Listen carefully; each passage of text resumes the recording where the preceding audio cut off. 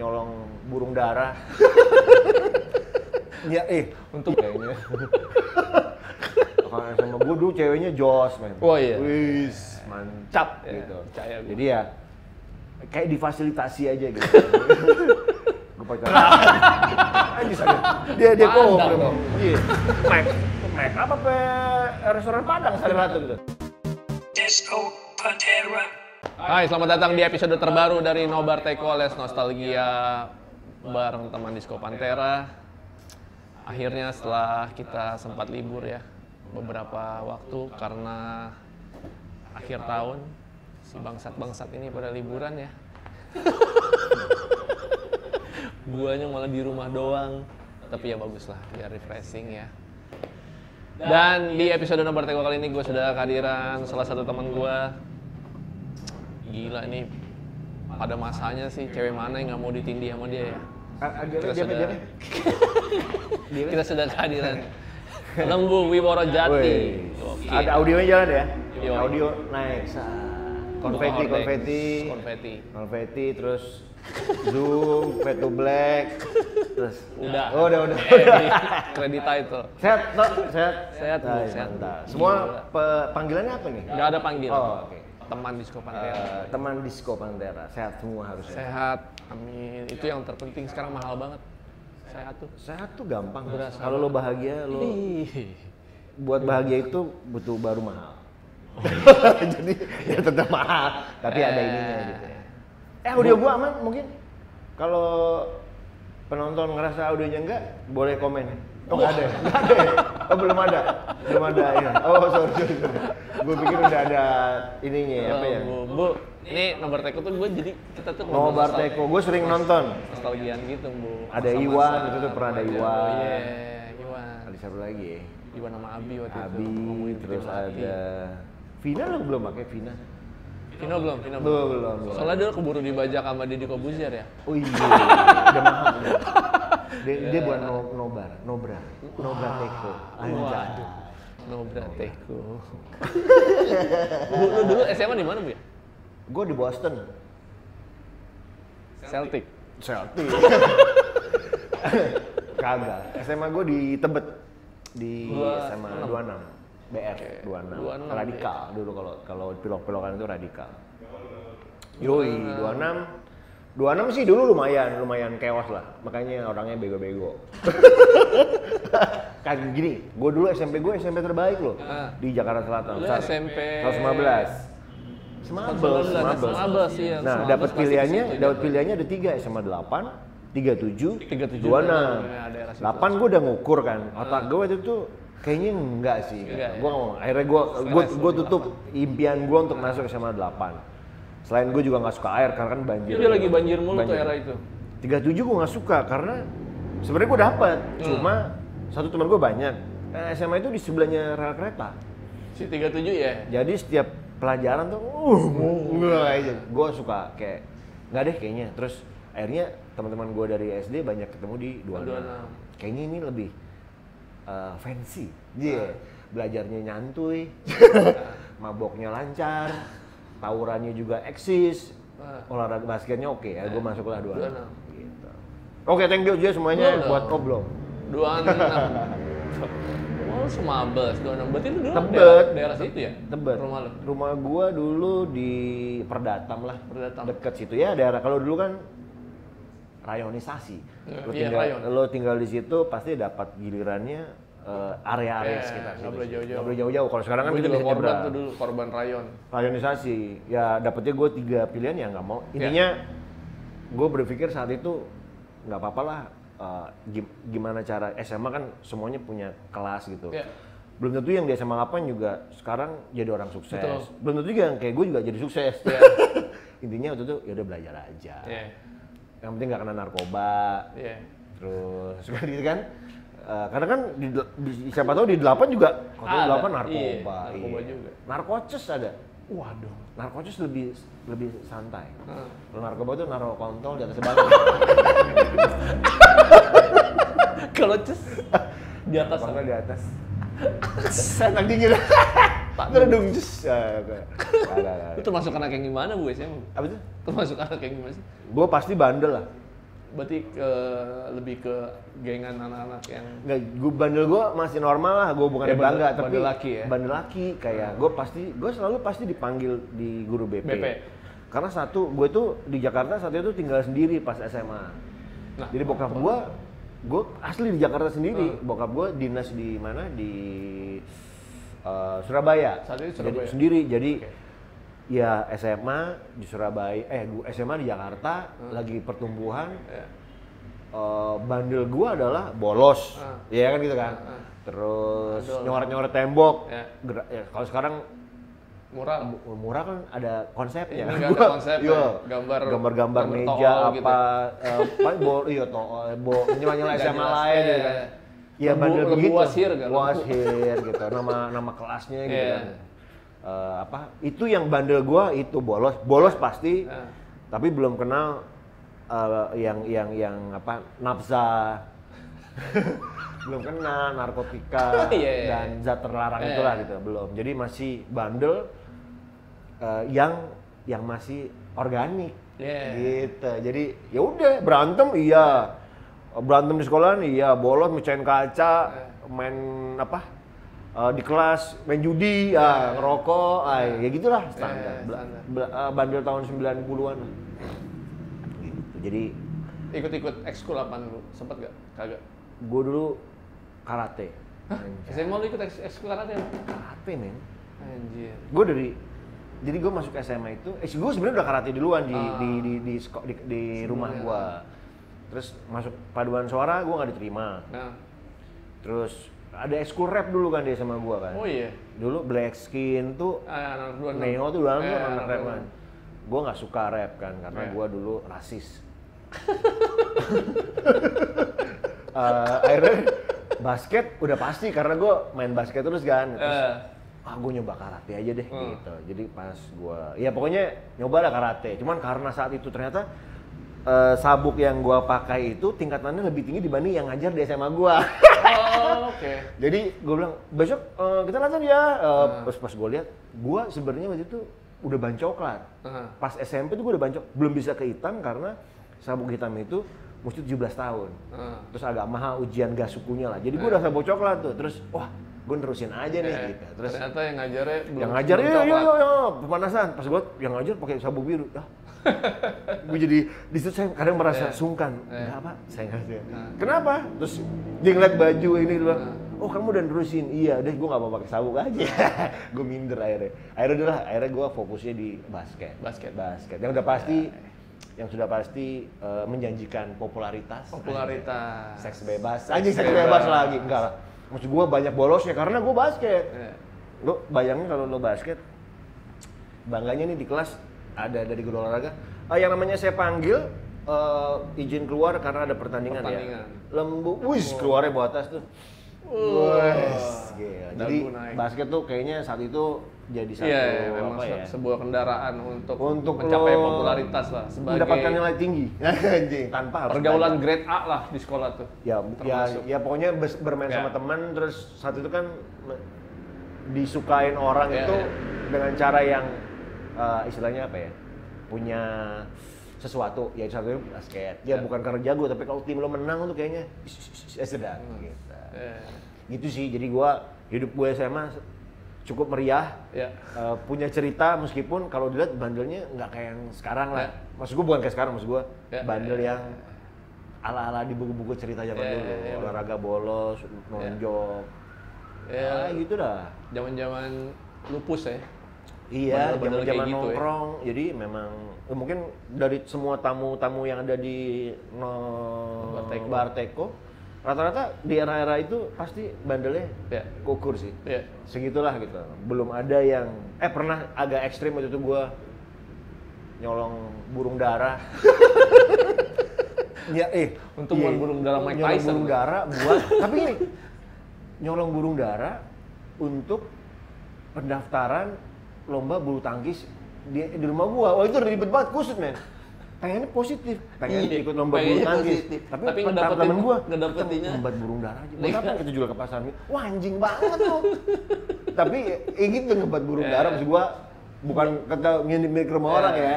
Jadi kayak ngegiringin ngelepek burung kita orang, giringin ya. dapet kita jokul gitu. Itu sih jadi tapi untuk hal positif gue mau daftar Badminton. lomba bulu tangkis gitu. Jadi kalau dirunut-runut bandelnya ya masih membuat tersenyum lah, nggak bikin deg-degan ya gitu. Nggak kriminal yang berurusan dengan Ada sih kriminal itu. iya, maksudnya Ngembat. nggak berurusan dengan hukum. Belum. Iya jangan lah maksud gue. Belum ada, saat itu belum ada. Hukum ya satu yang pegang kekuasaan kan sekolah. Jadi ya hukumnya hukum sekolah gua gitu. Diskors, bolos karena camping, bolos karena naik gunung, panggil, ya gitu sih. Jadi ngelawan sekolah tapi kayaknya kalau dilihat nggak yang vandalisme, nggak vandal. masih bolos. Bolos standar lah gitu. Kalau diskors ya ketawa ketiwi aja. Paling itu sih kalau bandel-bandel gue yang gue coba lihat ya. Udah mulai pacaran-pacaran lo tuh SMA. SMA gue Karena jarang biasanya yang mulai pacaran yang gimana-gimana. Gua SMA udah. biasanya tahun segitu. gue SMP pacaran pertama kali SMP kelas justru 3. Kelas 3 tapi kan. Ah. Biasa adik kelas. Tapi pas SMA karena udah bisa melihat Rock Mini tuh ngaceng juga. Jadi ya SMA tuh kayaknya kalau SMA gue dulu ceweknya jos men. Oh iya. Wis, mantap Ya, gitu. percaya gua. Jadi ya kayak difasilitasi aja gitu. Gue pacaran sama anak FIS waktu itu, mantap. Oh lu sos? Gue sos. Pacaran sama anak FIS, ditembak gue. Wih, Mantep ya. Karena lu idola. Gue yain. Saat itu lagi liburan sekolah. Pas gue yain, tapi gue ada PR. Waduh, berarti gue harus mutusin cewek kalau. Akhirnya gue bilang sama cewek gak lama, gue kayaknya nggak ada sama lo gitu, karena gue udah jadian. Gitu ya, asik ya maksudnya. Hal yang kayak film-film romantis, pikisan gitu. Iya, gue karena satu gue berani untuk bilang, gue udah karena gue pacaran sama kakak kelas lu. Jadi gue pacaran jadi. Akhirnya gue pacaran sama satu angkatan gitu. Jadi SMA sih berani bilang sorry ya, gitu ya. Tapi kalau sekarang diem. Lulus tuh, Bud. Nah, lulus. Tapi Bener, jadi nilai kalau gue tuh di SMA ya, kalau dari 40 orang sekelas zaman dulu kan, 40 nih. Gue adalah orang terpintar di kloter terakhir. Jadi kalau 110, 20, 30, gue pasti di 39. Nah, ranking gue udah di ujung lah. Ulangan gue parah-parah men, parah. Udah nyogok guru, ngajakin nongkrong, emang bandel banget aja. Tapi saat itu kan kalau lo masuk SMP kan yang dilihat NEM ya, NEM kan gitu. Nah, ini ngomongin SMA apa SMP? SMA nih. SMA. Nah, SMA kan lu iya betul. NEM gue ternyata lebih bagus dibanding teman-teman gue yang lebih pinter saat gue sekolah. Pertanyaan Anda adalah, anjing lu ngebet bu, dapat bocoran apa? Enggak. Gue justru pasrah gitu. Karena saat itu gue mikir, lah buku aja gue nggak pernah buka. Buku paket tuh masih kenceng banget, jadi dibuka masih bandel karena gue nggak pernah buka. Jadi ternyata yang bikin gue nilai gue bagus, jadi gue rata-rata 7 lah. Sedangkan ulangan gue tuh pasti 24 terus kan. Tapi di NEM gue rata-rata gue 7 dan paling jelek 6,5. Pertanyaan gue adalah kenapa gue bisa dapet bagus ya? Saat itu gue mau udah pasrah sih, relax aja nggak panik gitu. Jadi udah, ya udahlah ya. Paling juga 55 nih gitu. Jadi gue dengan kondisi gue pasrah, emang nggak ada pilihan. Mau nyontek juga nggak bisa. Ngerti juga kagak. Ya udah, ya cap-cip-cup iya, relax aja. Ngerjain, udah pasrah. Sama lu ngelingkerinnya mungkin saat itu benar. Gue putarnya ala jarum jam. Ngelingkerin itu jadi kalau soalnya ke kiri ada yang sebenarnya dia pinter, tapi karena komputerisasi. Iya, apes ada. Apes. Terus kedua, lo lagi panik. Ya. Ternyata ada tuh. Udah pinter belajar gue. Karena keluar dari buletan aja lu nggak Udah, kebaca. iya. Nggak Jadi kebaca komputer. itulah. Jadi gue diberkati. Gue nggak tahu bukan karena gue pinter tapi lucky bastard kali. Atau mungkin kadang kondisi lo berserah aja, pasrah aja deh. Ya santai aja. Jadi ya nothing tulus juga. Iya, kan? udah. Gue udah pikir, gue mah amsyong nih. Kalau enggak gue paling beli NEM nih, apa beli STTB gitu kan. Tinggal ke pramuka gitu. Tapi nilai gue 7 justru gitu. Nah, jadi tapi gue mikir makanya gue nggak berani memaksakan karena 7 ini sebenarnya bukan skill otak gua, emang gua dikasih kesempatan dapet 7 aja. Berarti name lu tinggi. Nah, tapi kan sebenarnya lu mau masuk Bisa. kampus negeri kan lu UMPTN, Bu. Betul. Nah, lu waktu itu inget gak lu kemana? Lu yang Gue sebenarnya lu sasar. cuman punya 2 pilihan waktu itu. Gue Trisakti sama ITB. Jadi lu nggak, Trisakti kan swasta dong. Betul. Ya gue nggak negeri, gue sama sekali nggak. Oh lu nggak? Nggak, gue udah kayaknya nggak deh negeri. ITB gitu. tapi? ITB gue sama anak-anak nyoba ITB karena kan gue dulu dari Berarti SMA. nggak melalui jalur Kagak, PTN? gue daftar seni rupa waktu itu ada tuh, yang tes masuk iya, seni iya, rupanya. iya. Jadi kayak dulu ada Villa Merah kalau mungkin tahu tuh. Gue ke Bandung tuh. Tapi emang lu udah segitu sama seni, udah tahu ya, gue mau ambil seni rupa. Satu yang paling nilainya tinggi dan gue punya jalur bagus di situ. Jadi gue mikir ini kayaknya potensi gue. Jadi gue kalau masuk waktu itu pokoknya seni rupa desain apalah gitu. Ya gue nyoba ITB tapi pas sampai ke Bandung gue nggak jadi ngetes gitu. Duitnya gue beliin gesper kulit. Bukan blok Bandung Indah Plaza. Mana ada kan, ada gesper kulit nih. 60.000 man formulir ITB 60.000 kan. Terus gue beli, wah. Akhirnya anak, udah nggak usah kita nggak bakal keterima. Ya udah kita jalan-jalan di Bandung beli apa? Kaos-kaos tracer gitu lah gitu. Udah terus naik kereta teman-teman ngobrol udah balik terus gue pikir emang gue nggak di ITB kayaknya. Gue udah gue nggak terus akhirnya udah gue Trisakti dapat tapi mahal. Ranking kan. Ya. Terus akhirnya gue dapet kerjaan Jo. Ini belum pernah, gue baru cerita sama lo nih. Gue tuh dulu sebelumnya akhirnya gue kerja dulu setahun. Kerja setahun karena menunggu pengen bebas dulu deh. Berarti lu lulus sebenarnya 96 lulus. 9 iya setahun. Gue setahun kerja dulu. Gue adalah main sinetron lah gitu, ngumpulin duit gue. Terus masuk interstudy. Interstudy lo? D1 desain grafis.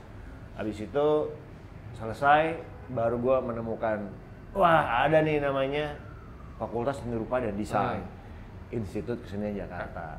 Akhirnya gue daftar di situ dan berarti itu lo daftar di KJ-nya 95 gue.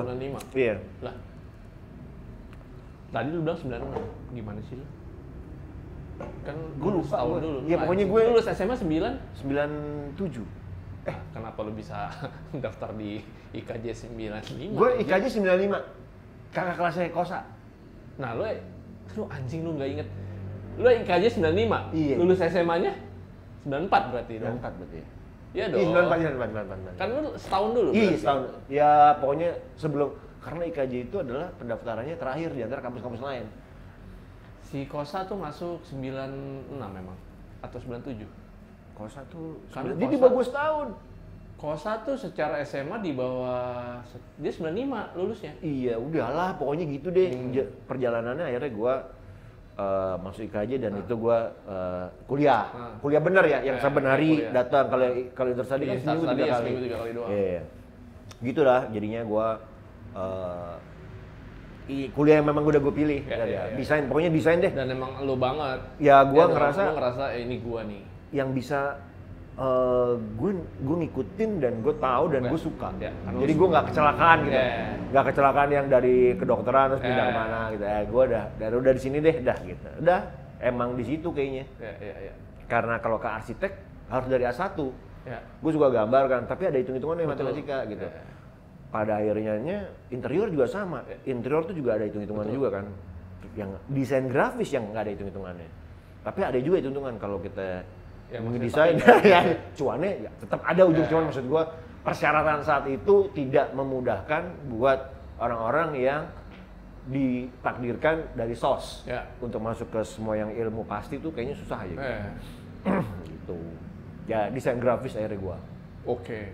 Masuklah lo ke rimba itu. Masuk ke dunia desain, orang yang juga ilmu baru lah itu desain grafis. Orang nggak ada yang tahu, cuma taunya adalah arsitekturnya barang-barang cetakan. Oh buku, kalender, kartu nama, gitu lah zaman dulu tuh istilahnya desain grafis tuh taunya itu dah.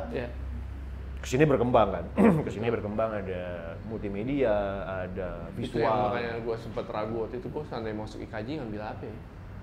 Itu sih. Ngambil. Karena saat itu tuh ya belum segitunya Bu, ngerti nggak sih? Kita pengetahuan kita tuh kayak outputnya apaan ya? Dulu juga sama masih pakai rugos, masih gambar. Jadi memang masih manual, tapi kan akhirnya ilmu kayak dan gua nggak nyangka ternyata bertahun-tahun kemudian bergeser, makin gede kan, ada multimedia, ada komputer, jadinya berkembang tuh desain grafis, nggak cuman arsitekturnya barang-barang cetakan, tapi konsep, iklan TV, billboard, ya dipengaruhi perkembangan komunikasi juga sih akhirnya itu. Video klip, zaman dulu kan gitu kan.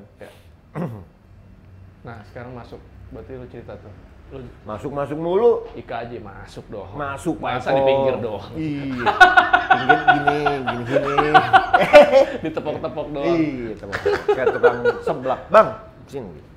Di IKJ Bu, gimana masa kuliah lu di IKJ? Kalau lu bisa kuliah gue bener. Kuliah lu bener? Kuliah gue bener. Nggak, maksud gue nggak bener pinter ya. Tapi ya maksudnya bener, lu beneran kuliah. Dibanding kuliah SMA kan lu cabut-cabutan. Iya. Ini gue lebih banyak ternyata kayak gue bisa mencari pekerjaan selain. Gini, gue banyak side job. Jadi belum selesai kuliah tapi udah kerja di sini, kerja di situ gitu. Jadi gue ngerasa, wah kayaknya emang ini kali ya. Nggak salah pilih. Nggak salah nih gue gitu, karena kerjaan gue tuh dulu itu bikinin di toko-toko kaset tuh. Kalau sekarang kan available CD and cassette now, pakai styrofoam, gunting-gunting di Distara, itu gue ngerjain gitu. Setiap seminggu sekali nyetorin ke toko-toko kaset kalau ada rilisan baru. Terus gue pernah jadi visual merchandise-nya Alessandro Nannini. Ada restoran, cafe itu. PS dulu ya? PS, jadi kalau PS tutup, gue jam 10 masuk tuh loading. Jadi tematiknya gue jualan konsepnya. Kalau bulan ini temanya adalah misalnya Valentine's, jadi gue sebulan itu gue dekor tuh balon pink, meja, ina gue bikinin craftingnya lah. Kerjaan lo dulu? Iya, nyambil kuliah. Reguler lo, gue dulu di Nannini. Enggak lah, anjir. Gue ngeliat Nannini, anjir ini mahal banget. Iya, nah gue milenium, gue bikinin warna-warna itu, bikinin tali, pokoknya ya ngedekor lah. Ya kalau sekarang lihat ke kafe-kafe kan suka ada dekor tematik, ya gue gitu, nukang, bocet gitu. Itu gue lakuin, bikin pemilu, sablon, nah udahlah semua sablon, spanduk, sikat, kasih adik-adik kelas, gue jadi mandorin ya, gitu. Jadi dari banyak kerjaan, tapi gue nggak mau bisa kerjaan sendiri, akhirnya gue distribusi ke adik-adik kelas. Jadi itu aja sih. Jadi pertemanan gue di KJ fun karena ternyata simbiosis mutualisme. Sekolahnya saat itu memang nggak banyak orang yang tahu tentang profesi desain grafis. Akhirnya pada saat gua main di situ celahnya banyak dan gue punya tim adik kelas gue yang juga semuanya kuliahnya masih semangat dan gua kasih kerjaan yang istilahnya ya kayak bikin spanduk 500.000, sebenarnya modalnya cuman 100.000. Anak-anak tuh bisa begadang makan, seneng beli topi miring, jadi ya itu yang bikin gue kuliah agak lama. Gue agak molor setahun lah. Ya, paling nggak karena wajar karena tapi selesai kan? Selesai D3. Karena wajar sih, biasanya lu ambil kuliah tapi lu udah kenal duit, biasanya mah gitu sih. Iya, tapi paling enggak lu selesai, karena banyak juga yang kalau udah begitu tahu duit, jadi nggak selesai kuliahnya. Betul. Ya itu, tapi gue cuma sampai D3. Emang IKJ saat itu cuma mentok di D3. Saat itu ya? Saat itu, terus pas ada pembukaan S1, gue ditawarin, mau balik lagi S1 dong. Terus gue pikir, oke, S1, terus siapa yang ngajar gitu? Yang ngajar tuh dari teman-teman gue yang udah lulus juga. Terus gue juga ogah dong, ngapain? Masa gue diajar sama si anjing ini nih gitu. Nilainya dulu sama gue lebih tinggi gue, jadi gue nggak mau mendingan gue kerja. Kerja gue lebih fair sih, karena kalau lo nggak bagus, lo dipecat, atau lo nggak dapet duit, ya saat itu pikiran gue ngelihatnya lebih ijazah tuh apalah, nggak penting lah gitu. Akhirnya gue sampai sekarang ijazah gue belum gue ambil di kampus. Udah nggak ada kalau ijazah lo. Iya, bodo amat lah. Iya, tapi sekarang kayaknya gue lagi PR kalau lagi ada kerjaan itu. Coba ijazah kuliah. Ijazahnya? Ke kampus gue. Kampus rektornya udah metong. TU-nya udah nggak ada. Udah gue foto dulu lah kemana gitu. Sampai sekarang tuh. Gua kosa juga kalau nggak salah nggak diambil tuh. Apa yang anak Napaitis lah. Nih, kasih tau teman-teman lo nih nggak diambil ijazahnya. Lagi masalah tuh suruh nebus ijazah, suruh bayar 1 juta. Bayar toga. Gua marah, gua bilang, lah kan gue sekolah bayar, terus gue suruh bayar toga lagi. Ngapain, ini kan hak gue, selembar kertas doang, masa gue mesti bayar sih. Tapi ini peraturan, wah rebel anak, enggak lah. Udahlah, sombong. gue masih bisa kerja kok nggak pakai jasa. Beneran. Akhirnya, sampai sekarang gue kerepotan kalau lagi ada urusan-urusan yang berbau pemerintahan pasti kan dibutuhin jasa nih, anjing. Ya, udahlah ya, nggak perlu lah. Nah, menyenangkan ya, pakai lu menyenangkan tuh. Menyenangkan Bisa lah. kejebur si Club 80s. Aduh, kenapa ya? Itu lu ngeband dari SMA ngeband gak sih sempet? Apa cuman Gua SMP basketan ngeband. aja? SMP justru? SMP ngeband. SMA enggak ya? SMA gue Ngeband iseng doang berarti? enggak. Samsung? Sama sekali enggak ngeband. SMP gue. Oke. Tapi suka nge-jam bareng sama teman-teman SMP gua. SMP kan zaman dulu kan zamannya musik-musik klasik rock ya. Long hair. Ya gitu-gitu. Jadi hair kayaknya trennya kalau mungkin sekarang orang EDM aja. Zaman dulu kan gitu. Jadi kayaknya ya ngeband. Harus berlima nih, nggak ada penyanyi solo saat itu kan. Penyanyi solo siapa? Iya jarang Dian sih. Pramana Putra, nggak ada. Nggak, jarang. Faris. Jogja. Penyanyi solo. Mau bercanda doi. Hah? Mau bercanda. Iya. Gua telat respon. mau kesana. Dia mau solo. Gua telat juga. Nah, akhirnya kejebur Club 80s atau sebelum Club 80s lu sempet di IKJ sempet ngeband iseng-iseng juga? Gak, gue justru bantuin anak-anak band. Nah, itu gara-garanya apa pertama kejebur? Gara-garanya emang banyak saling support. Gue pernah jadi krunya Naif, krunya Naif, bantuin mereka dokumentasi, segala macam. Pernah bantuin apa ya, intinya influence musik banyak lah di kampus. Tapi ada yang kejebur jadi desainer cover, ada yang jadi videographer, ada yang jadi manajer kan dari kampus. Anak-anak semua biasanya kan swasembada lah, swasembada. Iya benar. Swadaya pangan, Pak.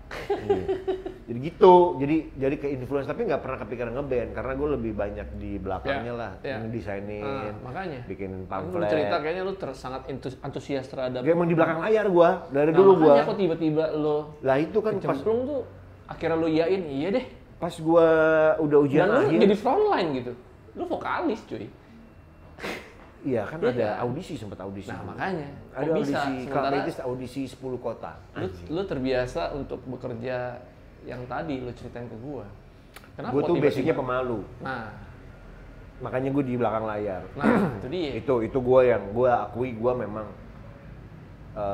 sedikit rikuh orangnya. Gitu. Nah, gue memang sampai tahun ketiga ya gara-garanya kan gue ujian akhir terus gue punya ruangan di kampus dan gue nginep di situ tuh hampir setahun lah ngerjain tugas-tugas akhir gue gitu sambil kerja. Nah, ada anak-anak tuh kalau pulang manggung ngeband itu suka nitipin ke ruangan lo.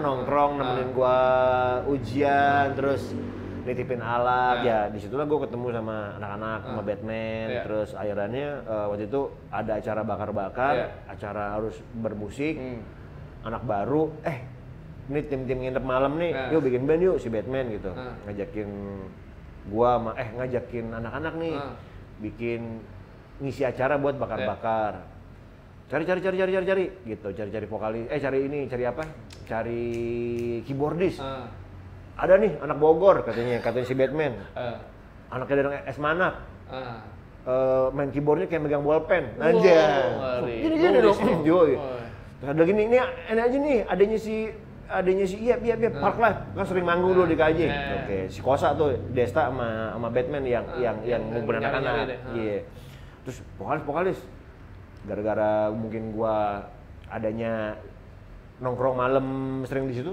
dulu aja udah disuruh jago segitu doang gara-gara ruangan gua tuh sering dititipin alat band sama anak-anak udah gua sempet nyamperin ke kantin nyari tong gitu mana yang nangke dari Es Manap aja oh lu ada dari Es Manap nih ngeband yuk buat apa buat bakar-bakar bulan depan ini udah dari situ doang udah ngumpul di Gading rumahnya si S sama si Yep. Udah bikin apa istilahnya lagu-lagu apaan ya kunci-kuncinya udah latihan buat bakar-bakar pertama kali bakar-bakar. Itu sih sebenarnya sejarahnya Club 80s gitu. Kenapa bisa makanya wah anjing lu jadi kalau lu cerita tuh lu di KJ tuh lebih ke aku suka sama si desainnya. Iya. Lu menikmati kuliah lu. Lu Ya, lebih iya, kerja, lu nggak- lebih ke di belakang layar ibaratnya. Tapi satu sisi ada kayak dulu gua gara-gara sering ikutin anak-anak manggung gitu. Sering ke PL Fair, terus sering ngeliatin dulu ada band Rumfi, si Rumfi, oke. anak-anak UI lah Ya. dari ruang Ya. 5 gitu. Dia bawain The Cure. Gua pas lagi, kalau nggak salah gue pernah pas lagi ngikut sama Naif, bantuin si manajernya Naif itu. Gue bantuin videoin lah.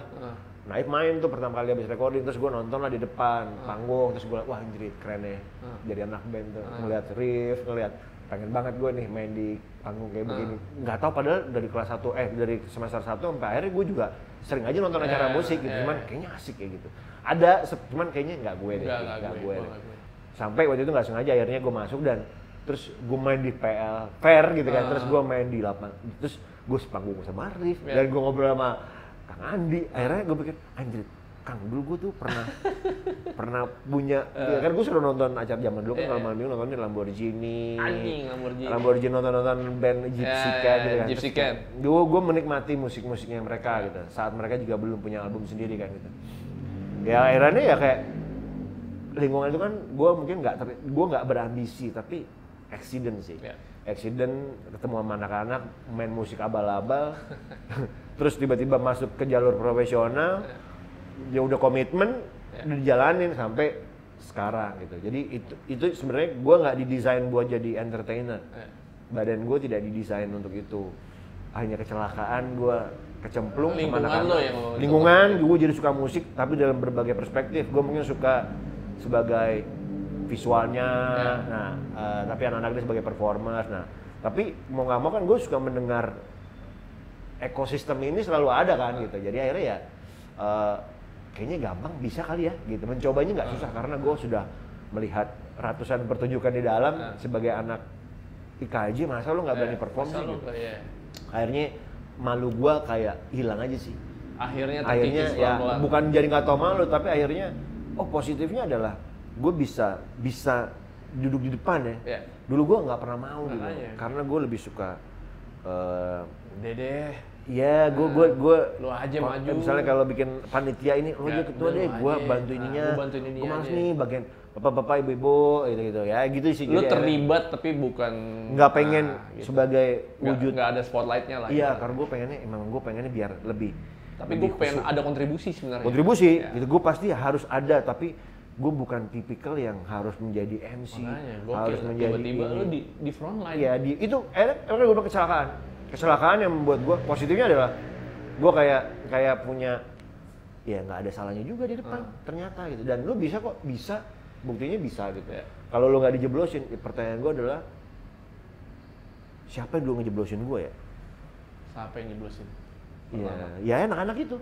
Kalau anak-anak itu tidak nyuruh gue jadi vokalis, tidak dibebani beban yang sebeban-bebannya, mungkin gue juga akan menjadi pekerja seni belakang layar aja. Ya sekarang pun masih. Iya. Sekarang masih, cuman maksud gue. Karena emang itu passion lu sebenarnya, Bu. Iya, cuman akhirnya sesekali ke depan boleh lah. Sesekali ke depan, sesekali ke belakang. Ada ininya juga mereka ya berarti. Membentuk lo paling tidak lo ternyata semua orang ada sisi. Kalau menurut gue secara nggak langsung Club 80s itu membentuk karakter atau memperkuat istilahnya masing-masing personalnya sih. Kalau gue ngeliatnya, entah bagaimana orang mengambil energinya. Kalau gue energinya adalah lepas dari gue bekerja profesional di awal dengan bidang yang sama sekali gue nggak pernah tahu dan gue harus tahu gitu.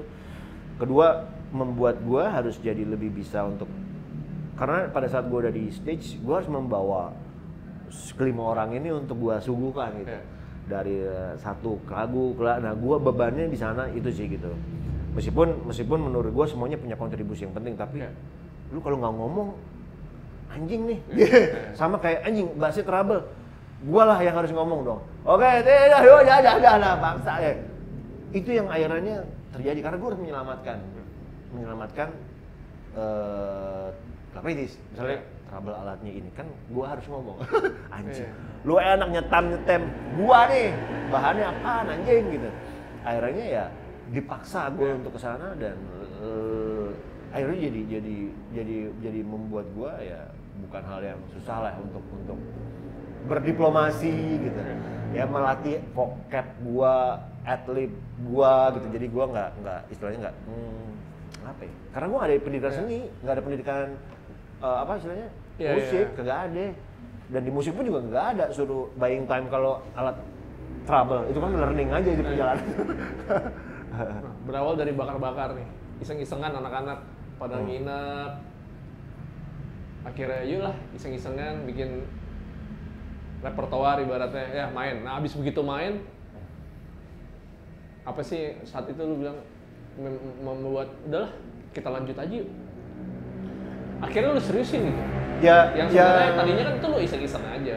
Kan setahun itu kita main lucu-lucuan. Main lucu-lucuan tuh hitungannya seru juga nih. Ternyata ada yang nanggap, anjay. Kampus lain gitu. Jadi kita dapat panggilan lagi nih, manggung. Wah, asik gitu. Dengan setlist yang sama, terus dengan konsep yang berbeda, tapi sama bareng teman-teman. Ya senangnya gitu. Kita akhirnya bisa menjadi bagian dari ekosistem.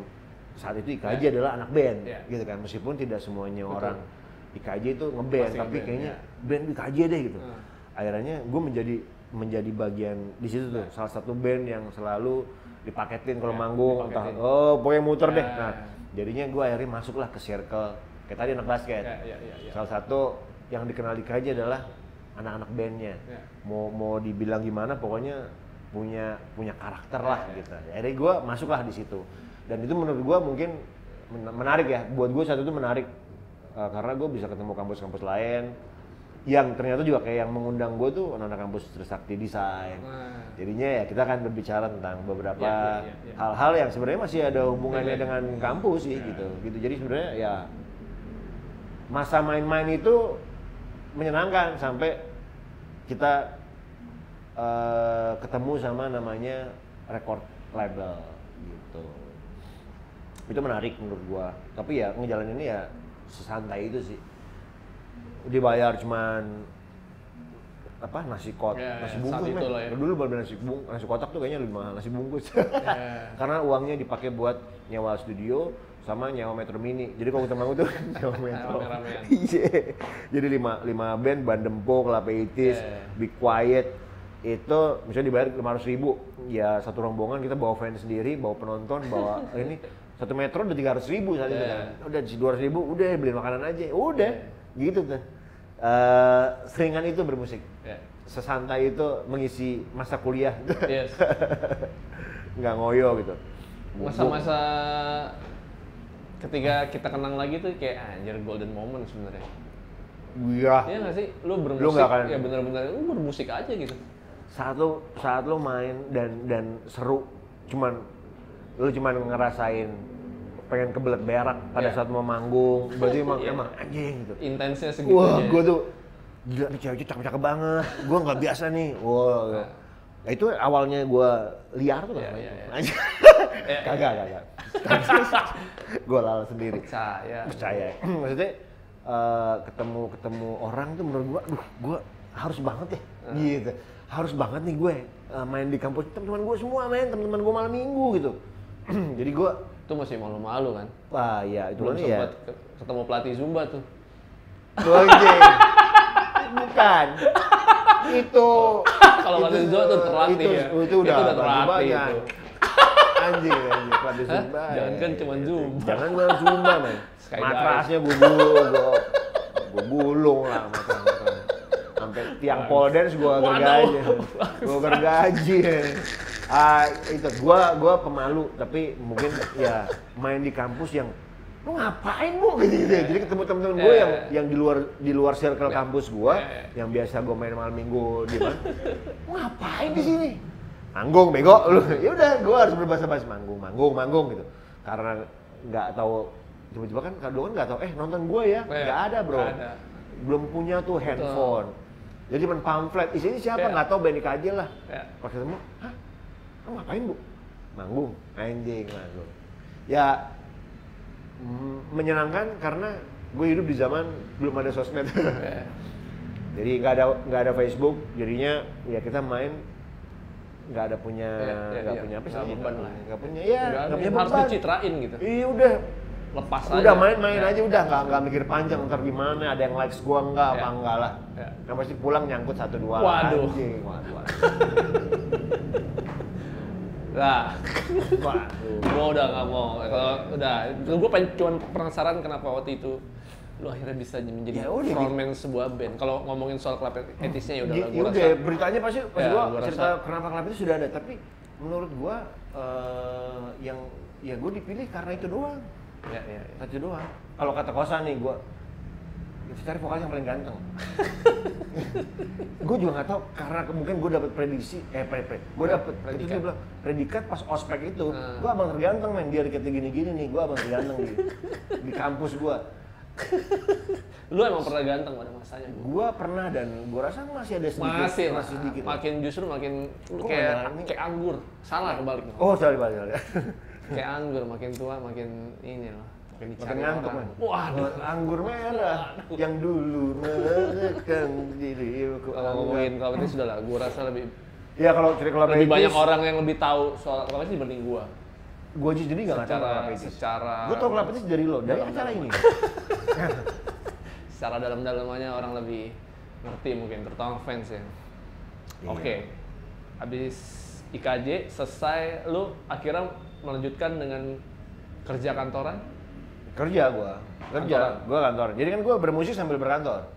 Oh tuh Klapetis jalan itu kan? Udah karyawan gue. Jadi itu nggak ganggu jadwal tur-tur. Wah, itu dia. Ketika lu, itu kan lu lagi Klapetis saat itu Iya, berarti lagi jadi raja termasuk raja pensi. itu dia. Gue menjalani pekerjaan karyawan itu bersama dengan gue bermusik profesional. Nah, gimana lu waktu itu? Ya Kesulitan saat itu kan pasti ada acara-acara hiburan kan adanya di akhir pekan. Oh. Jumat Sabtu Minggu kan. Itunya di. Gue bisa. Jadi kalau tur tuh gue biasanya last flight. Anak-anak berangkat duluan Jumat pagi, gue pulang kantor naik ojek. Naik pokoknya pesawat terakhir Jumat malam, belum ada Gojek lah. Nyampe pulangnya adalah gue first flight. Senin pagi atau Minggu malam habis show kalau ada gitu. Jadi gue karena besoknya Senin gue ngantor gitu. Jadi gue ngaturnya gitu, capek sih. Jadi gue nggak pernah. Jadi gue cepet datang Jumat malam udah pada mabok semua. Nah, udah. Ya gitu. Jadi datang malam, besok main, orang pada hahaha. Sorry men, gue harus pagi karena besok pagi gue jadi ada deadline. Anjir. Gitu. Dan itu bisa sih menurut gua menjalani itu hampir 20 tahun lah. Iya. Sampai sekarang ya. Gok sih lo. Apa tuh? Gok, nggak semuanya bisa. Ya makanya orang nggak ada yang tahu. Oh lo kalau gua kantor udah lama. Justru gua mengatur gimana. Gua agak lama berpindah kantor karena waktu itu kalau gua pindah kantor gua pasti adaptasi baru lagi. Iya. Karena gue sudah punya musik ya, jadi ya gue harus cari tempat yang benar-benar kira-kira gue bisa nggak mengganggu. Pernah gue sampai izin mau berhenti dari kerja karena gue ada kesempatan tur 20 kota. Ini saat gue kayak band beneran nih, gue ngomong sama bos gue gitu, gue pengen berhenti. Wah, kenapa gitu? Sayang banget gitu. Karena gue dipanggil sama atasan gue, terus iya karena ini mungkin kesempatannya nggak datang 2 kali. Gue dapat sponsor, gue dapat waktu gue jalan sama perusahaan apalah makanan ayam itu lah. Bukan makanan ayam, perusahaan ayam. Udah kayak bilang aja lah gitu. Makanan ayam. Maksud gue makanan yang dari ayam gitu. Itu bulgogi dong. Bulgogi. Apa namanya? Dedek. Iya, kenapa bulgogi? Iya. Gue izin, Pak, orang India itu gue mau resign karena gue ada tour. Tour ini adalah tiap weekend 20 kota dan ini gue kalau gue nggak ambil ini belum tentu lu dapetin lagi. Satu, kedua kalau keputusannya cuma di gue, anak-anak gue semuanya kan. Iyalah. Kan mereka kan masih bekerjanya masih begitu kan, masih santai. Gue kan udah karyawan, jadi gue pikir gue nih kuncinya nih. Kalau lo iya jalan. Iya, gue resign. Nanti gampang lah, hampir 6 bulan gue cari kerja lagi dulu. Oh jangan, nggak boleh gitu. Lu tetap di sini. Kenapa gitu? Akhirnya gue pokoknya akhirnya dia ngasih tahu tuh, gue tuh pengen lu tetap di sini bla bla bla. Karena apa? ternyata sejauh yang gue bekerja sama kantor itu 6 tahun tuh, kantor itu ngerasa dedikasi gue tuh cukup bagus. Klien gue happy, meskipun juga tahu gue punya aktivitas di luar, tapi nggak ada yang miss kerjaan gitu. Jadi kenapa lo harus resign gitu? Gini deh, lo gue kasih izin per minggu, Sabtu lo boleh nggak masuk. Gue langsung deng, gue bilang, wah yang bener nih. Iya, karena gue ngerasa klien gue juga happy banget kalau gue cabut kan mereka harus cari lagi kan gitu. Wah ribet nih gitu. Dan gue juga pernah gara-garanya gue tuh malam-malam jam setengah 10 malam gitu ngantor, bos gue datang ruangan gelap tuh, lu masih belum pulang? Iya ngapain gitu? Gue lagi terus gue nyalain lampu, gue habis ada deadline. Main gitu. Counter Strike. Kagak, itu kan lagi deadline FA Billboard itu tuh. Lagi main Terus, CS. Main Dota anjing gitu. Waduh, Age of Empire, wah lebih mundur lagi. Ini main Pac-Man ya. Wah, itu lebih mundur. Taunya lagi ini apa tuh? Vivid interaktif aja. Oke. Nah, pas gue nyalain lampu cetak, dia kaget. Surprise! Iya langsung. What happened? Gitu. Karena muka gue di make up, jadi gue mau manggung. Gue sebelum abis kantor, gue main di acara Indosiar. Jadi mendingan make up dulu. Make up. Biar sampai sono langsung. Kagak. Jadi gue abis make up, gue harus balik kantor ya karena gue udah deadline. Baru abis itu. Nah, gue kerja lagi. Nah, pas saat gue kerja, bos gue datang kan. Lu ngapain gitu? Iya. Oh, gue abis perform, gue bilang di station TV, gue bilang. Jadi gue harus make up dan gue, so cute. So cute. Nah, akhirnya bos gue bilang, gue ngeliat itu tumbuh katanya. Makanya gue pikir, lu dedikasi lu tinggi ya. Lu tetap balik lagi ke kantor, bahkan lu lupa ngapus make up lo gitu. Terus dia nanya, make up lu sehari ratu? Dia kok. Iya. Make up apa restoran Padang sehari ratu gitu. Ya gitu, terus dia bilang, gara-gara itu gue ngerasa lo talent yang bisa gue percaya. Maksud gue bisa bekerja dengan baik, tapi lu juga punya aktivitas. Akhirnya lu, nah gue pikir, jadi dia ngasih deal sama gue. Ini buat lu dealnya, lu boleh nggak masuk setiap Sabtu. Selama lu saat tour. itu ya, selama lu tour gitu. Tapi lu nggak bilang sama anak-anak karena ini personal sama gue aja. Jadi biar nanti gue gitu. Wah, gue langsung nangis gue. Nangis aja. Ku menangis, bukan ya? Jadi gue langsung, wah thank you. Terus tapi ternyata pada saat tour itu terjadi, tidak selamanya gue harus di hari Jumat. Terus hari Jumat, yang Jumat jadi lu boleh Jumat diliburin. Tapi tidak selamanya ternyata show gue itu adalah di Jumat tour gue. Jadi ya, akhirnya. Tapi kan gue sebelum jadwal tour itu keluar, gue harus izin dulu. Yang penting jadwal gue clear, kantor nggak ganggu tour gue. Anak-anak juga happy, kantor juga selesai. Jadi gue harus menentukan pilihan.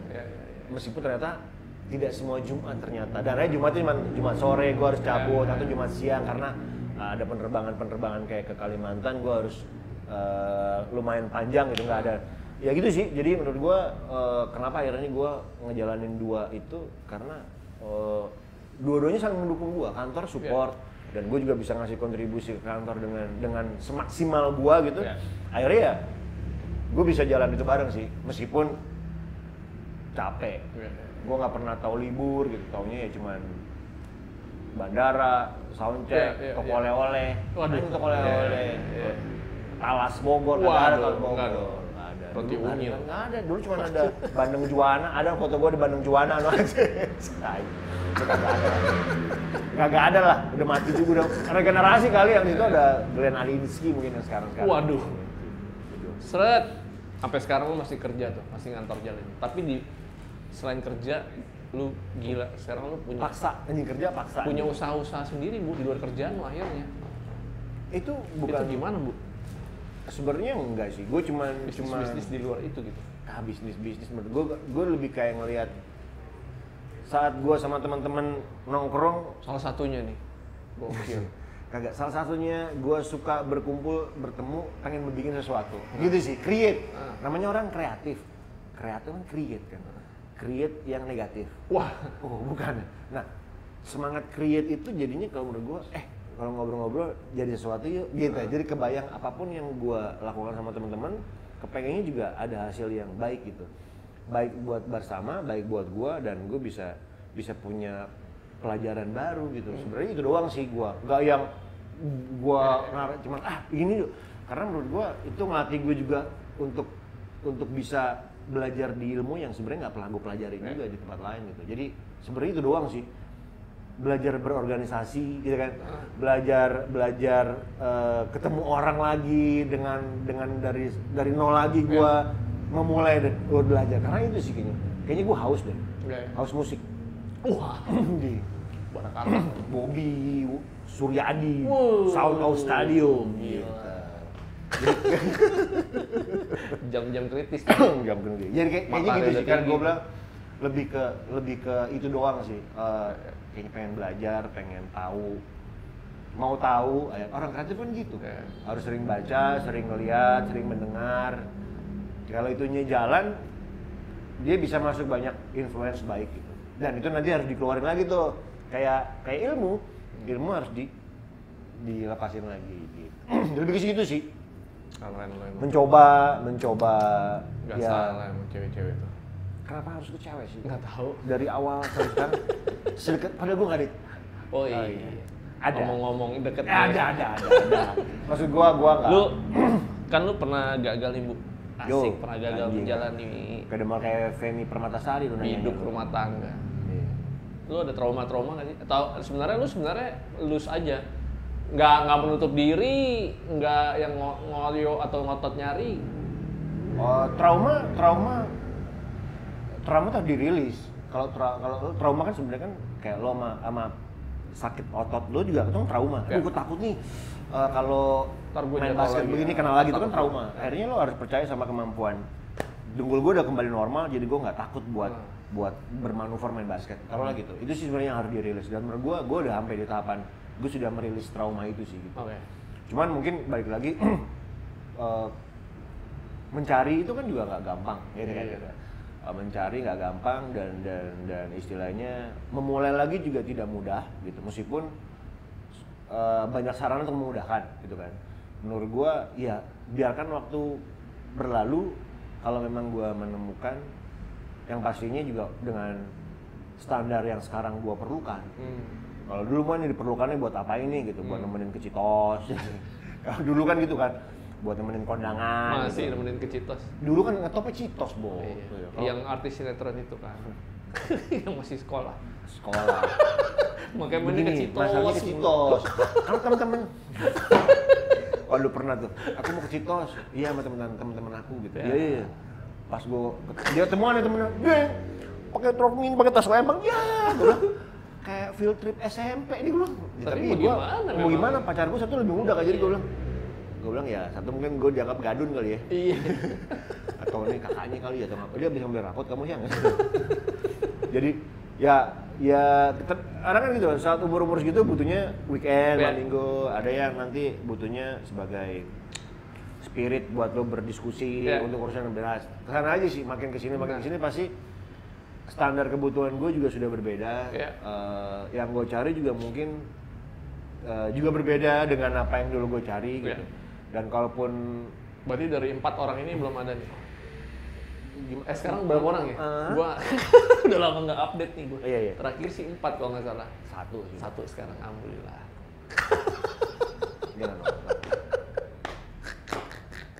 Ya semoga lah ya. Iyalah. Tapi paling nggak Flavina sebenarnya gara-garanya nih. Lavina. Tuh ada 4 juga. Kalau gue kasih tahu. Ya Lavina tuh. Mau gue bongkar sekarang di sini, kan gue tahu banget. Karena gue sama Vina sama Anto kan kita ada podcast. Kita perlu ngobrol-ngobrol dulu. Tapi paling nggak ya lu nggak ada trauma itu, dan gue lihat juga gue senengnya sama lu, bener lo. Lu pisah, maksudnya tapi gue lihat lu sama mantan istri lu tuh masih yang sangat hubungannya sangat baik, kerjasama lu masih oke dalam apa ya, membuat si anak lu si Samara tidak merasa bahwa orang tuanya pisah, ngerti gak sih? Iya nggak mudah itu sih, menurut ya gue. emang nggak mudah, makanya tapi gue ngeliat itu sebagai kacamata gue dari sebagai orang luar, menurut gue itu aja. Pertanyaan gue adalah kenapa orang tuh selalu melihat dengan kacamata, kayak bilang, iya. Itu yang pertanyaan gue tuh, karena itu ide dari kacamata saya. Kapan itu? Gue pikir semuanya orang pakai kacamata ya. Gue juga emang jadi gue berhak untuk lu dari kacamata saya. Coba kacamata lo lihat. Kalau lu dari kacamata lu pasti berbeda. Iya kan? Ya. Dari kacamata dah. Iya. Dari kacamata seneng gue ngeliatnya, maksudnya gila. Ya. Karena itu yang memang dibutuhkan ya. Bukannya gue membenarkan atau gue mendukung perceraian ya, tapi paling tidak jika memang itu harus terjadi, ya apa yang terbaik buat hubungan antara lu berdua dan juga ke anak lo kalau lu punya anak sih menurut gue. Iya, dulu kan gue suka tetap belajar. harus berhubungan baik gitu. Iya, di norma ketimuran, era ketimuran kayak sekarang kan sebenarnya bukan sebuah, dulu gue mendengar, bukan gue mengagung atau melegalkan sebuah perpisahan atau divorce. Maksud gue di perjalanan hidup orang pasti akan menemukan berbagai kendala dengan berbagai solusi. Jadi menurut gue saat itu mungkin ini solusi gue. Ya mungkin juga bukan solusi terbaik, tapi ada harus keputusan yang gue ambil gitu, dan ini yang ada saat itu gitu. Jadi gue melihatnya, kalau gue melihatnya sebagai suatu hal yang gue sesali terus gitu, menurut gue ya enggak ada gitu. Sekarang gue sudah punya Samara gitu, jadi menurut gue bagaimana gue harus bisa memberikan energi positif ke Samara kalau gue sendiri tidak memiliki energi positif. Artinya gue harus membentuk ekosistem yang positif agar gue bisa kayak gini. Lo mau minjemin duit ke orang, tapi lo sendiri harus punya duit dong. Iya kan, lo punya duit baru bisa minjem duit ke orang. Lo bisa membahagiakan orang kalau lo sendiri bahagia. Nah sama, gue harus memberikan energi positif gue ke Samara kalau gue harus punya positif yang luar biasa. Dan ini gue harus, apa nih toolsnya gitu, ya gue harus membangun ekosistem yang baik. Saat gue membangun ekosistem yang baik, gue akan bisa menebarkan energi yang positif yang gue rasa bisa untuk meredam energi negatif. Karena satu-satunya teori gue sih gitu sih, jejak digital taruhlah gitu. Bagaimana menghapus track record jelek lo di Google gitu. Dengan pemberitaan yang bagus. Ada ketiban tuh. Terus tiban, karena lo take out kecuali lo capek gitu, lo bisa ngambil. Tapi lo nggak, caranya menggulung adalah dengan kasih terus yang baik. Akhirnya yang jelek itu meskipun tidak bisa hilang. Nah, gue juga sama. Gue harus meredam energi negatif atau apapun yang antisipasi gue dengan energi positif. Saat gue bisa menaburkan energi positif itu, paling tidak kalau negatif bisa dinetralisir, atau kedua gue bisa memupuk agar ya udah semuanya harusnya baik-baik saja gitu. Menurut gue sih itu sih sesederhana itulah, karena kalau gue nggak menularkan itu ke anak gue nggak tahu gue nggak happy, dia juga akan kelihatan nggak happy kok. Dia ngeliat nenek nggak happy, dia juga akan nggak happy gitu. Jadi gue bilang, gue happy, ya gue happy dengan gue yang sekarang, gue happy dengan lu dan ibunya, dan kita happy gitu. Tapi ada satu ruang yang gue nggak bisa masuk karena sudah jadi it's okay. Dan makin kesini ya gue nggak tahu, mungkin juga banyak teman-teman atau orang yang seperti gue gitu, tapi juga ada yang juga sampai sekarang memiliki pertempuran yang juga belum pernah terpecahkan gitu tentang ya. Jadi menurut gue ya kembali lagi aja sih, semua orang pasti punya pertempurannya masing-masing. Saat ini mungkin gue bisa memenangkan pertempuran gue sendiri dengan ego gue, dengan apa ya, ujung-ujungnya adalah ke Samara sih kalau gue gitu. Jadi gimana, masa iya mesti gue nggak lolos ini ego gue, harus gue cut banyak sih gitu. Akhirnya ya intinya bukan gue bermanis-manis, tidak menurut gue, tapi justru menurut gue biar dia tahu gitu bahwa ada kesalahan yang dilakukan dahulu, tapi harusnya ini tidak akan berakibat lebih ke lo kok gitu.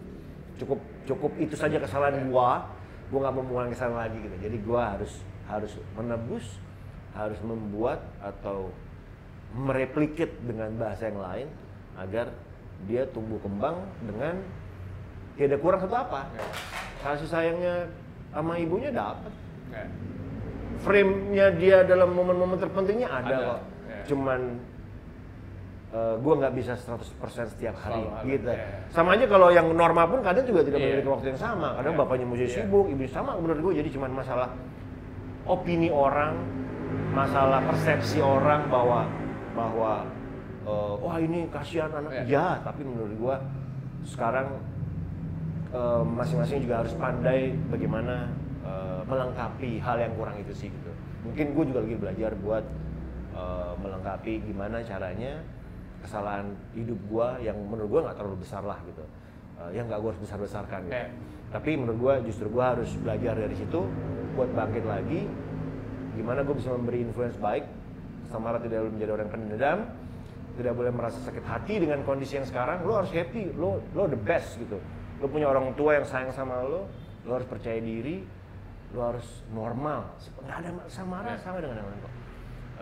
Menurut gue ini yang harus gue desain. anaknya harus gue desain bahwa tidak ada yang bermasalah dengan hidup lo kok gitu. Lo tumbuh normal seperti orang lain, bapak lo hadir setiap mau ambil rapot, ibu lo bisa, kita berdua pun bisa. So apa yang mesti lo takutkan gitu. Cuman gue tidak terlalu bisa banyak masuk terlalu jauh ke area itu gitu. Limitasi itu aja sih sebenarnya. Tapi kalau gue balikan, yang masih normal pun juga kadang tidak memiliki waktu se-eksklusif itu gitu. Jadi sebenarnya sama bagaimana kita menyikapi kekurangan ini dengan hal yang harusnya kayak gue ketemu sama tuh nggak terlalu sering, tapi sekali ketemu gue maunya harus kualitas gitu. Jadi ini yang gue lakukan ketimbang sebenarnya ketemu tapi gue cuekin main handphone. Nah itu sih menurut gue jadi lebih ngapain gitu. Dengan gue tetap karena gue udah dulu nggak ada neni ya, sampai sekarang pun nggak ada neni gitu. Ya lu lihat lah, jadi gue kalau sama Maruf udah, lu sama gue, lu nggak ada, lu kabur-kaburan, gue juga nggak ada kabur-kaburan. Kayak sama gue, kita pacaran, gitu. Itu sih mungkin yang gue mencoba, karena gue udah mulai gede sih. Udah mulai tahu dia, udah mulai tahu. Dan dia juga merasa happy dengan keadaan yang sekarang kayaknya. Cuman, itu dia suka ngeledekin gue, berarti dia sendiri sudah mulai menerima kondisi yang sekarang gitu bahwa it's okay. Gua ngobrol, kita punya grup WhatsApp seperti lu punya grup ya gitu kan. Lu ada grup WhatsApp sama bertiga family. Jadi menurut gua ya semuanya bisa gua cuman status kakak aja. Status keluarga aja nggak bisa terlihat. Tapi kalau untuk itu semuanya bisa. Ibunya pun sama, mau izin pasti ke gua. Gua pun juga sama, ada hal yang menurut ini gua pasti cerita ke ibunya karena menurut gua kayak kemarin sama dia bilang, kemarin nih nginep kan libur. Boy, aku tanganku gatel. Aku nunggu bulu ketek deh. Dia cerita ke gua tuh. Gua bilang sama ibunya, nih anaknya udah nunggu bulu ketek. Wow, ketawa gua berdua amat. Dia bilang, tapi sedih ya. Udah dewasa. Iya, emang udah dewasa gitu mah. Anaknya dewasa. Jadi dia akan bercerita apapun ke gua. Gua pun jangan menyampaikan ke ibunya. Dia akan menyampaikan. Jadi tidak ada komunikasi yang terputus. Gitu. Menurut gua yang ini harus gua pupuk lah bahwa lu cerita sama gue untuk lu nyari miniset mungkin jangan gue suruh nemenin nyari miniset tapi nih nyari miniset gitu gue nggak bingung gue have no idea gitu nyari miniset kayak kemarin gue beli celana dalam dia anak gue udah tahu malu gitu udah beli sama caca saya sama ibunya iya tapi jadi bilang gue pun juga kalau harus temenin ke tempat yang pink atau cari miniset pun gue oke gitu tapi gue nggak bisa milihin nih kan miniset hitam kan baju zumba nih gitu terus kok mirip sama yang datang mana? Waduh, agak gitu. Goks. Kok goks sih? Itu ya manusiawi lah, manusiawi lah. Senang gue. Ya harus senang lah. Kalau nggak senang kita tidak bisa. Senang itu obat COVID men. Salah satunya adalah ya lo harus bisa menikmati hidup dengan apa yang dipunya sekarang. Karena mental lo hancur, itu juga gampang penyakit masuk. Menurut gua sih juga bekal nih, jadi boleh menjaga masker. Oh iya. Menjaga masker gini, ini jaga ini. Menjaga jarak, cuci tangan, tapi kualitas hidup juga harus baik. Karena hidup dengan keparnoan juga nggak enak. Jadi kalau kualitas hidup kita baik, kita ngerasa happy, otomatis itu imun yang juga nggak ada sebenarnya gue nggak tahu sih ini teori gue aja tapi harusnya saat kita bisa ngerasa nyaman hidup atau ngerasa tidak apa ya istilahnya tidak perlu ketakutan gue rasa salah satu obat juga sih buat kualitas hidup lo jadi lebih baik mungkin ada hormon apalah gue nggak tahu yang bisa apa sih istilahnya kalau hormon itu sapien homo gitu pak itu orang tubuh endorfin ngantuk dopamin hormon ngantuk dopamin hormon dopamin tuh ya Om Leo good night dopamin endor dono kasino endor wah terakhir Bu harapan Bu harapan buat lu pribadi, buat apa sih yang lagi lu jalanin nih? Banyak lah beberapa yang lagi lu jalanin. Buat band lu, buat anak lu. Gue sih lebih kalau harapan gue ya, karena kalau gue buat gue sendiri terlalu egois. Menurut gue terlalu egois. Apa tuh maksudnya? Putus. Oh, ular tadi? Enggak ya? Ular kayak ini acara-acara streamer gitu ya? Enggak ya? Ya emang gue nggak cocok jadi entertainer sih.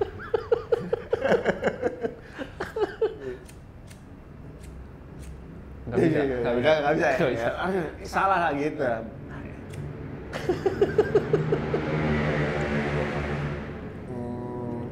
Waduh, salah dong. Kalau suka ada yang nongkrong nyium gue dari sini, kan gue harus steril, Bang. Oh iya. Kalau gue ngeliatnya harapan gue justru kalau ke gue ini berarti harapan buat gue pribadi sebenarnya justru ada cikal bakalnya di harapan yang besar sih. Ya pasti semuanya gue tahu lo pengen tahun ini lebih baik atau bisa survive. Karena dengan itu baik otomatis semua yang di kepala gue juga jalan. Gitu. Jadi kalau gue sih lebih kayak keadaan ini pengen lebih cepet normal. Normal dalam artian gue nggak tahu mungkin ini gue dari bagian dari satu harapan 8 miliar harapan lain lah gitu. Gue pengen ini normal karena dengan gue normal gue bisa menjalankan aktivitas dengan lebih maksimal.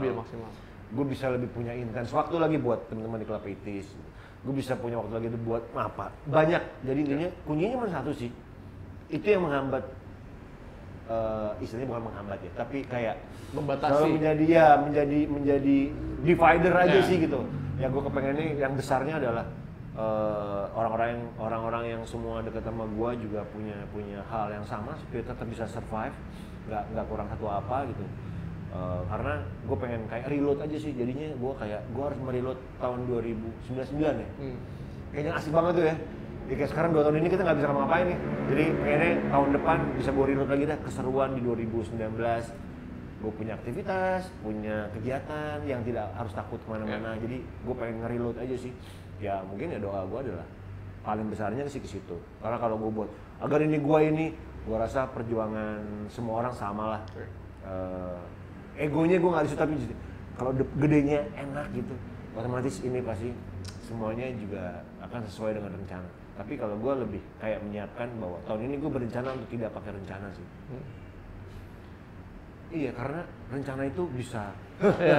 Jadi pelajaran tahun ini gue sudah mempersiapkan diri untuk berencana nggak pakai rencana. Go show kalau kata orang gitu. Go show. Tiba-tiba besok gue ini. Karena rencana tuh yang menentukan sekarang banyak layarnya.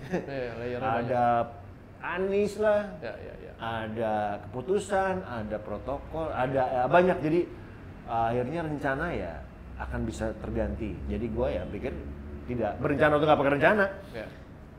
Go, ini gitu. Karena nggak ada yang tahu juga, nggak ada yang pernah punya contoh gagal atau karena tahun ini tahun semua perdana semua. Jadi takut gagal loh. Semuanya sama. Sama, nyoba semua kok. Semuanya lagi nyoba. Mau nyoba ini, mau nyoba itu silahkan. Tapi untuk anak jangan coba-coba. Wah. Itu gue emang minyak angin minyak itu untuk anak jangan coba-coba. Obat panas. Obat panas. Turun panas dong. Tuh jadi. Kok minyak? Oh iya kan. Gue cuma dapat untuk anak jangan coba-coba. Angin mau pade-pade udah mulai. Iya. Kutus-kutus men. Iya kutus-kutus. Ya tahun penuh mencoba, tetap mencoba sih menurut gue, apapun cobalah menurut gue gitu. Nah, tapi untuk anak jangan coba-coba. Aduh, udah. Gitu. Itu sih. Siap. Jadi bisa swipe up dulu kita nih. Hah? Kita swipe up. Enggak perlu swipe up kok. Lo harapan lo apa dong? Oh gue kan gue yang nanya, kan gue host. Gue nanya. Gue juga bisa jadi host, iya? Cuman belum ada sarananya. Kalau gue juga bisa bikin YouTube, cuman. Ayo dong bikin. Enggak lah. Ntar susah, krunya datangnya terlambat mulu dia.